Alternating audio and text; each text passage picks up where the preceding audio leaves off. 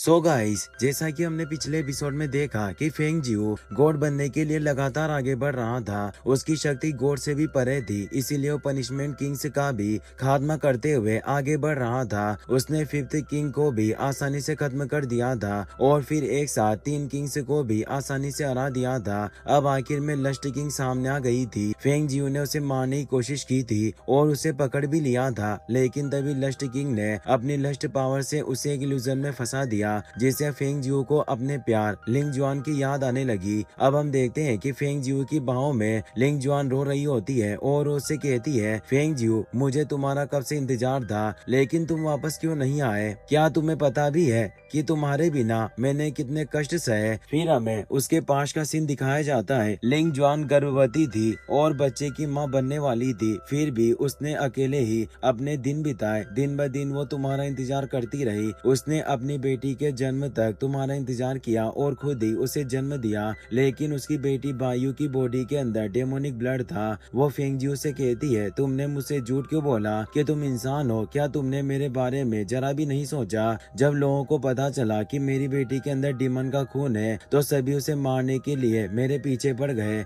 मैं उसे बचाकर भागी, लेकिन हर कोई हमें मारना चाहता था। काफी मुश्किल से मैंने अपनी जान बचाई। मेरी बेटी को बचाने का सिर्फ एक ही तरीका था, मैं सिर्फ उसी खंजर का इस्तेमाल कर सकती थी जो तुमने मुझे दिया था। मैंने उस खंजर से अपने दिल में छेद कर लिया। अपने खून का आदान प्रदान करके मैंने अपनी बेटी को इंसानी खून से प्योरीफाई किया। मेरा पूरा खून उसकी बॉडी में घुल गया, जिससे उसके अंदर का पूरा राक्षसी खून इंसानी खून में बदल गया, लेकिन मैं खुद नहीं बच पाई। वो रोते हुए पूछती है, उस समय तुम कहाँ थे? तुमने मुझसे वादा किया था कि तुम वापस आओगे, फिर तुम क्यों नहीं आए? फेंग जियो को खुद पर बहुत गुस्सा आता है। वो उसे शांत करते हुए कहता है, लिंग जुआन, मुझे माफ कर दो, इन सब में सिर्फ मेरी गलती है। इसी दौरान लस्ट किंग की एनर्जी चारों तरफ फैलने लगती है, क्योंकि फेंग जियो पर उसका असर होने लगा था। लिंग जुआन कहती है, मैंने तुम्हें सब कुछ के लिए माफ कर दिया है, इसीलिए अब से तुम हमेशा मेरे साथ रहो, यहीं रुको, मेरा साथ दो, मुझे तुम्हारी बहुत याद आई। फेंग जियो भी इमोशनल हो जाता है। वो अपने हाथ में उसी डेगर को एक्टिवेट करता है और अपने सीने में घोंप लेता है।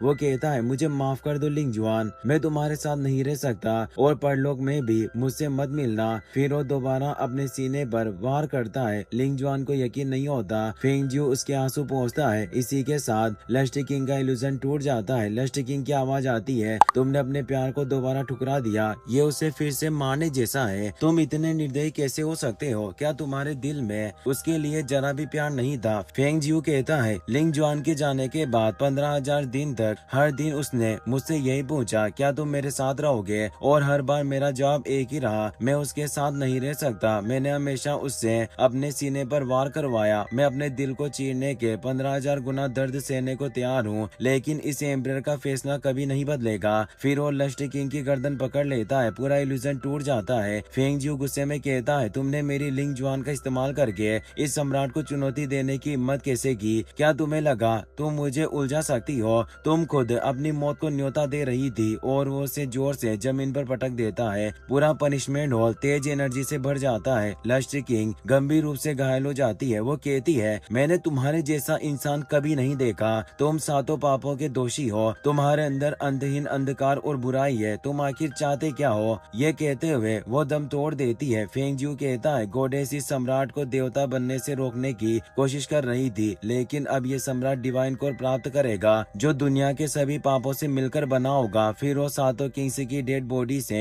एक फॉर्मेशन बनाता है और उसी से उसकी डिवाइन कोर क्रिएट हो जाती है, जिसे पाकर फेंगजियो गॉड बनने वाला था। अब हमें बताया जाता है कि एक समय एक ऐसा देवता था जो संसार के पापों पर शासन करता था, लेकिन वो शैतानी रास्ते पर चल पड़ा और उसने देवताओं को ही मारना चाहा। उसने उनके खिलाफ अपनी तलवार मोड़ दी और उन पर हमला कर दिया। इसके कारण कई देवताओं का पतन हुआ और विश्व की सारी व्यवस्था बिगड़ गई। सुप्रीम क्रिएशन गॉड के पास इस मामले में हस्तक्षेप करने के अलावा और कोई विकल्प नहीं था। उसने उस देवता की शक्ति को 7 भागों में विभाजित कर दिया, जिससे ही पनिशमेंट हॉल के सातों किंग बने। क्रिएशन गॉड ने उन्हें हमेशा के लिए डिवाइन पनिशमेंट हॉल में कैद कर दिया ताकि वो अपने पापों का प्रायश्चित कर सके। इसी से पनिशमेंट टावर देवताओं का न्याय स्थल बन गया, जहाँ पापियों पर मुकदमा चलाया जाता था। लाखों सालों से इन पाप के देवताओं को कोई भी पराजित नहीं कर पाया था और किसी को नहीं पता था कि अगर कोई इन 7 पापों की शक्तियों को एक साथ इकट्ठा कर ले तो पाप का देवता बन सकता है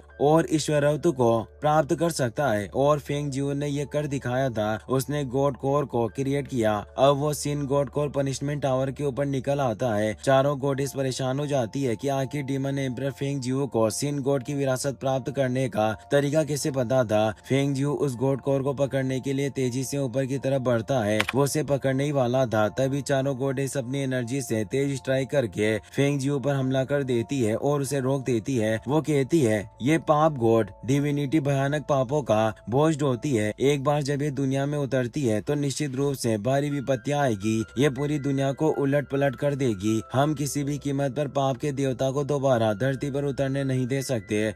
और वो फेंग जियो पर फॉर्मेशन एक्टिवेट करके डिवाइन पनिशमेंट चला देती है। लेकिन फेंग जियो मुस्कुराते हुए कहता है, आखिर मूल पाप क्या है तुम्हें इसका अंदाजा भी है। वो अपनी एनर्जी से उस पावरफुल फॉर्मेशन को रोक लेता है और अपनी पाप शक्ति से उसे नष्ट कर देता है। चारों गॉडेस अपनी पूरी ताकत से हमला करती है। फेंग जियो कहता है, देवता तो बहुत पहले ही मर चुके हैं, तुम सिर्फ उनकी बची हुई एनर्जी हो। लोग इतने लंबे समय से तुम्हारी पूजा करते आ रहे हैं, तो क्या तुम इस गलतफहमी में हो कि तुम असली गॉड हो। वो अपनी तलवार से उनके हमले को पूरी तरह से खत्म कर देता है। फेंग जियो कहता है, 1700 साल पहले ही इस एम्परर की स्पिरिचुअल पावर 10 लाख तक पहुंच चुकी थी। इसके बाद मैंने बार बार अपनी एनर्जी को घटाया और बढ़ाया, इसीलिए इंसानों और देवताओं के बीच की सीमा में बहुत पहले ही छू चुका हूँ। फिर वो अपनी जायंट डिवाइन बॉडी क्रिएट कर लेता है और अपने पैर से चारों गॉडेस पर हमला करता है। चारों गॉडेस कुछ भी नहीं कर पाती। वो उन्हें अपने पैरों के नीचे दबा देता है। एक भयानक विस्फोट होता है और पनिशमेंट हॉल पूरी तरह बिखर जाता है। चारों गॉडेस की शक्तियाँ और भी कमजोर हो जाती है। वो डरते हुए कहती है, इस फेंग जियो के पास पहले से ही गॉड जैसी शक्ति है।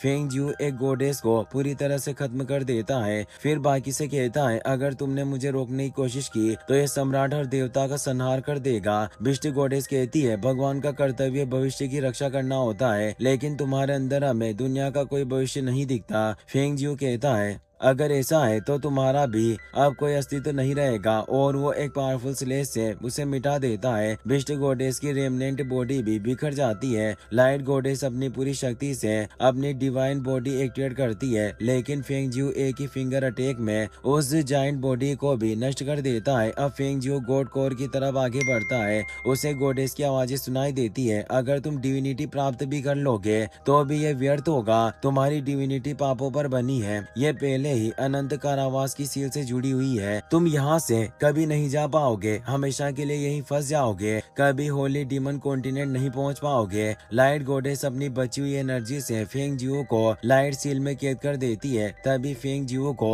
अपने भाई वास्गो की याद आती है। वो कहता है, भाई तुमने जो कहा था वही हुआ। वास्गो ने ही उसे गॉड कोर के बारे में बताया था। मरने से पहले वास्गो ने अपनी एनर्जी इस जगह भेज दी थी। उसी एनर्जी से वास्गो की बॉडी बन जाती है। वो कहता है, महाराज मैं तुम्हें घर ले जाने आया हूँ, अब मैं आखिरी कदम उठाऊंगा, आगे बढ़ो, मेरा हाथ थाम लो। वो फेंग जियो का हाथ पकड़ लेता है। अपनी सारी एनर्जी त्याग कर वो लाइट गॉडेस की सील तोड़ देता है। फेंग जियो की गॉड बनने की सीढ़ियाँ खुल जाती है, लेकिन वास्को को बहुत दर्द होता है। फेंग जियो कहता है, जब तुम जाओगे तो एक जुगनुओं से भरी स्वप्न जैसी दुनिया मिलेगी, वो तुम्हें हमारे पुराने घर तक पहुँचा देगी। वास्को सी दुनिया की ओर बढ़ने लगता है। धीरे धीरे उसकी बॉडी पूरी तरह खत्म हो जाती है। अब फेंग जियो डिविनिटी की सीढ़ियों पर चढ़ने लगता है। इसी के साथ ये एपिसोड यहीं खत्म हो जाता है। अगर आपको ये वीडियो पसंद आया हो तो इसे अपने दोस्तों के साथ जरूर शेयर करें, साथ ही वीडियो को लाइक करें और चैनल को सब्सक्राइब करना ना भूलें। Thanks for watching.